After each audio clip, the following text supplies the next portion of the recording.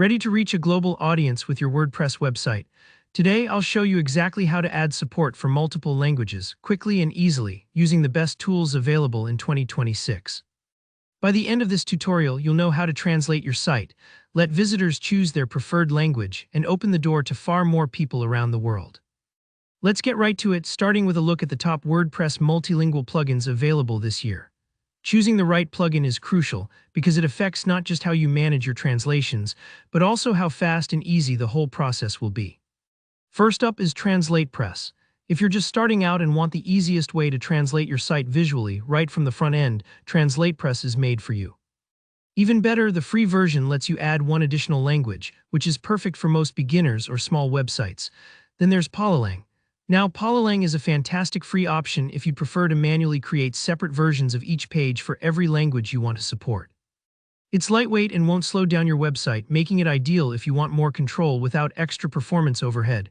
Next is Weglot. Think of it as almost a set-it-and-forget-it type of solution. It's a cloud-based service that can automatically translate your entire site in just a couple of minutes. It does come with a monthly fee if you have a larger site, but the speed and convenience are hard to beat if you want to go fully automatic. And finally, for those of you running complex business or e-commerce sites, WPML is basically the industry standard. It's built for power users and teams who need advanced translation workflows and management features. For today's tutorial, I'll show you exactly how to get set up with TranslatePress since it's perfect for most users and quick to learn. Let's dive in. First, to install TranslatePress, head over to your WordPress dashboard.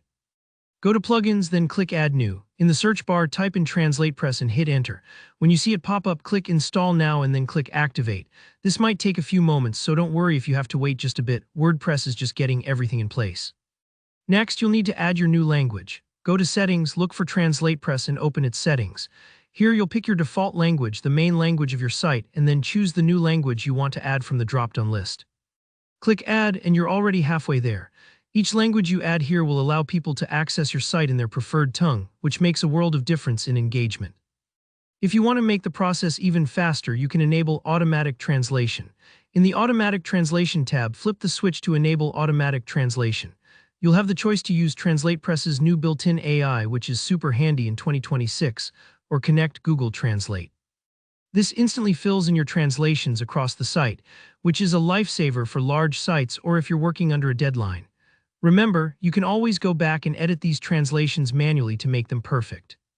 Speaking of editing, you can manually tweak any translation with TranslatePress's visual editor.